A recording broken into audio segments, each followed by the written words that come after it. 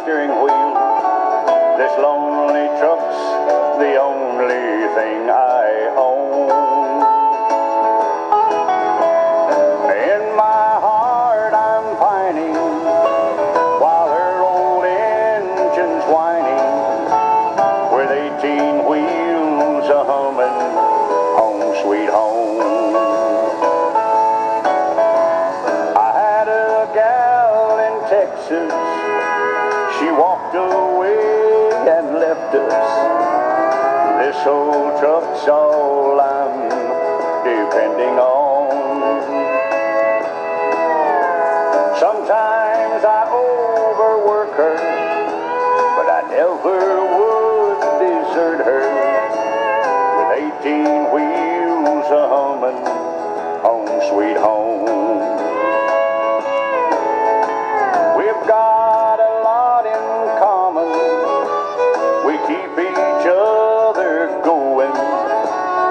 Me and this old truck are hanging on. We just keep right on rolling, that lonesome stack a-blowing, with 18 wheels a-humming, home sweet home.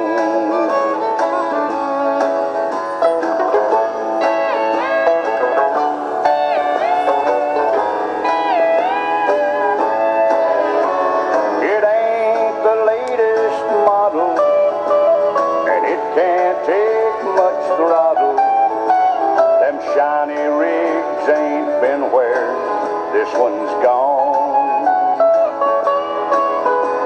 And we ain't in a hurry, we loaf along and worry, with 18 wheels a-humming, home sweet home. There's raindrops on my windshield, teardrops on my steering wheel. This lonely truck's the only thing I own. And in my heart I'm pining while her old engine's whining, with 18 wheels a-humming, home sweet home. With 18 wheels a-humming, home sweet home.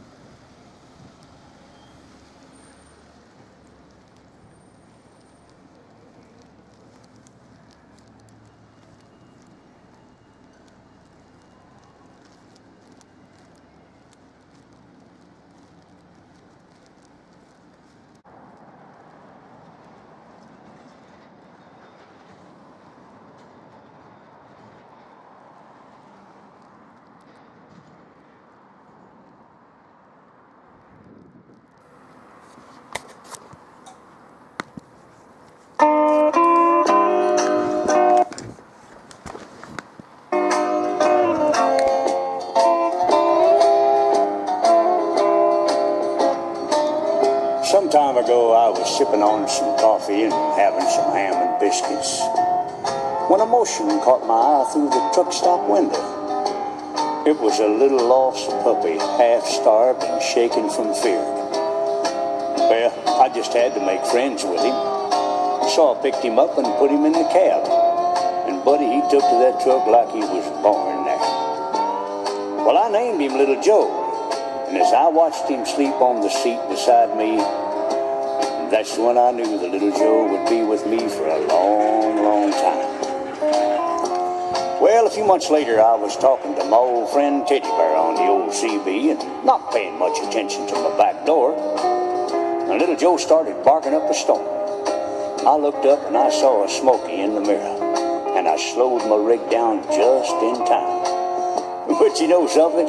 Teddy Bear heard Little Joe barking, and he said, "Hey, Big Red, let me talk to your partner." And I said, "You got it, good buddy. How's the old Smoky situation, Little Joe?" And Little Joe said, "Gruff." Aw, that just tore him up. And the next 200 miles just flew by, because everybody on that CB wanted to talk to Little Joe. Well, one night we were headed through the Smokies in East Tennessee, and little Joe started acting real nervous. I heard the sounds of lightning on the old CB, and suddenly we were in the worst storm that I'd ever seen. All at once I saw headlights coming straight at my rig. Someone was blinded in the rain, so I swerved fast and just barely missed a camper full of kids. But the shoulder gave way, and we crashed over the side of the mountain. And when I woke up, my truck was on fire, and I couldn't move. But somehow, little Joe grabbed me by the collar and pulled me away from that burning rig. Well, I was in the hospital the next time I woke up, and the doctor was there to break the bad news. The accident had taken my sight. Oh, God, now I can't even drive. And that's when I realized how helpless Teddy Bear must have felt before the miracle happened that made him walk again. And then I thought, well, now, where's little Joe? Ain't nobody said anything about little Joe. Oh, I was so sad because I figured little Joe had given his life to save me.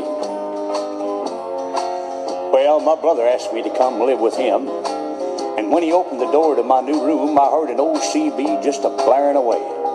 Well, I couldn't wait to grab that mic, and the first voice I heard was my old buddy Teddy Bear, ratchet jawing in the distance. So I broke for him, and he came right back to me.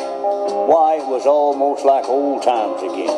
Teddy Bear was a-yakking away, unloading all the latest news on me and getting louder and louder. But all of a sudden, the sound of an engine seemed to drown Teddy Bear out. And I said, hey, what's going on? Teddy Bear said, open your front door, good buddy, I'm just outside. Lord, the roar of engines seemed to rock the house. And all around me, I could hear familiar voices and slamming doors. Oh, I couldn't hold back the tears. All my friends were there. And then I heard something I couldn't believe. Little Joe? That bark? Why, it had to be little Joe. And no sooner than that, he was all over me.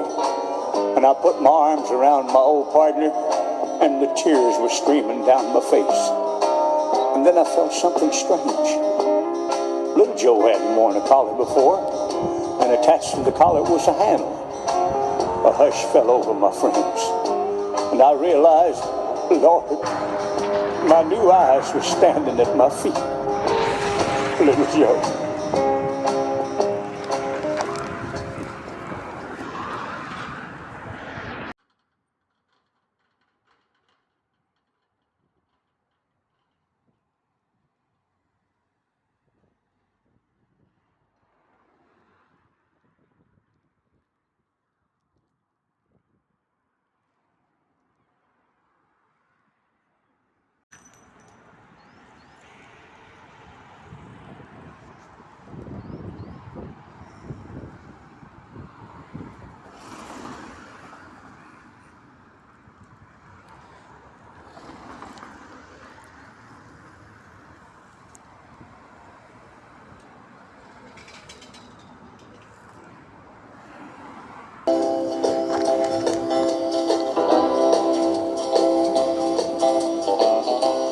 I was out on the West Coast trying to make a buck, and things didn't work out.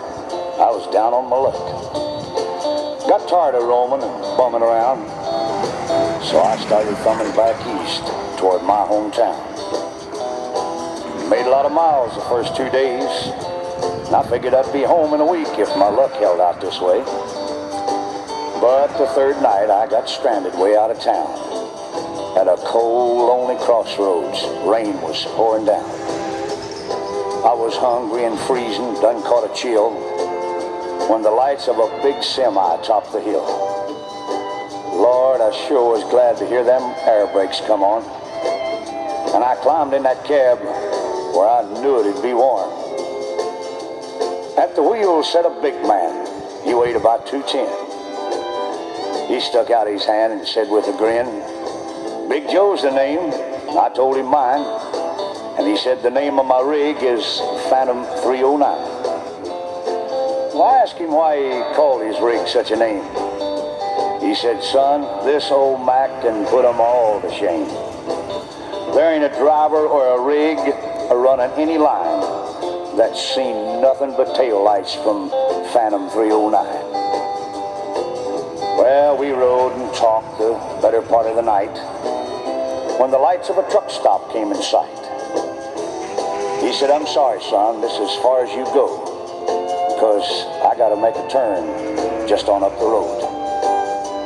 Well, he tossed me a dime as he pulled her in low and said, "Have yourself a hot cup on old Big Joe."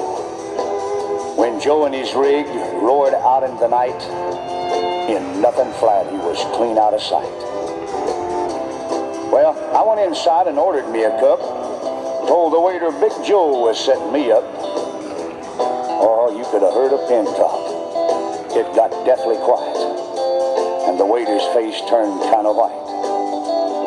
"Well, did I say something wrong?" I said with a halfway grin. He said, "No, this happens every now and then. Every driver in here knows Big Joe. But son, let me tell you what happened about 10 years ago. At the crossroads tonight where you flagged him down, there was a busload of kids coming from town. And they were right in the middle when Big Joe topped the hill. It could have been slaughter, but he turned his wheels. Well, Joe lost control, went into a skid, and gave his life to save that bunch of kids. And there at that crossroads was the end of a line for Big Joe and Phantom 309. But every now and then, some hiker will come by, and like you, Big Joe will give him a ride. Here, have another cup, and forget about the dime. Keep it as a souvenir from Big Joe and Phantom 309.